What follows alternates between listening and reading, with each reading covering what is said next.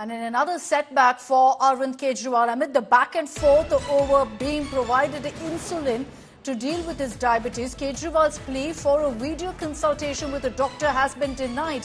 The Delhi court has said, and while declining the request for a video consultation with a doctor, the Delhi court has said that an AIIMS panel will go ahead and decide what kind of medical care is required for Arvind Kejriwal while he is in Tihar. A big setback there for Arvind Kejriwal. In his petition, he had sought permission to go ahead for a video consultation with a senior doctor. Nalini Sharma joining us with more details on this.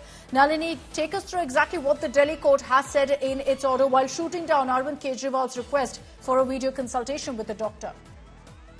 Well, Akshita, this was a plea that was filed by the Delhi Chief Minister asking for insulin to be administered to him, stating that he's a diabetic patient, and along with that also stating that he should get a chance to have video consultation online with his doctor, and his wife should also be available to attend that video consultation. But the court today, while pronouncing its order, has declined the request for a VC with the doctor regarding Arvind Kejriwal.